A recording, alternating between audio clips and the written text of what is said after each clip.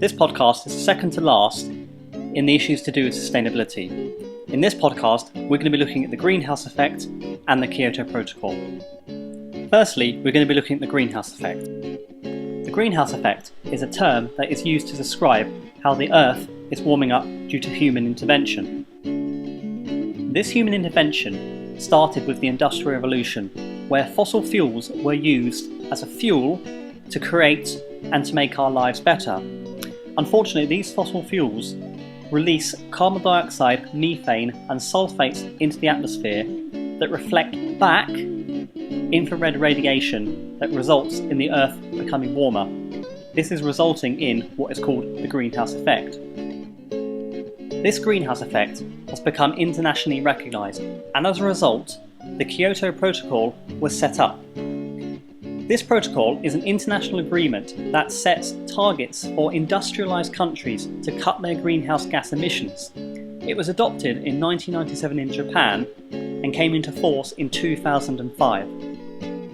The Kyoto Protocol has been approved by 184 countries and acknowledges that developed countries are the ones mainly responsible for the current levels of greenhouse gases.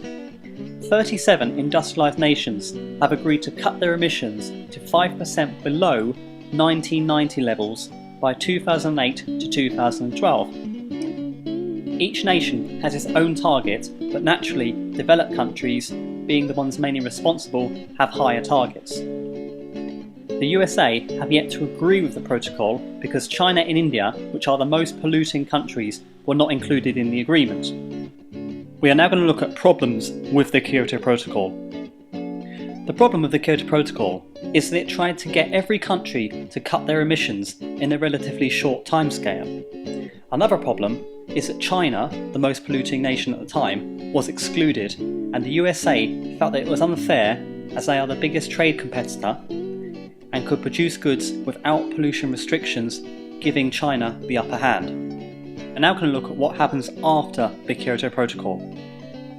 Taking into account the problems with the Kyoto Protocol, what was created was a global carbon market, where each country and companies were given a set number of carbon credits. Countries or companies could then trade carbon credits, so that anyone who meets or exceeds their target could either sell or buy these carbon credits. So a company that wanted to produce more products, resulting in more pollution, could simply buy more carbon credits from a company who wasn't using their carbon credits and not be fined for the process.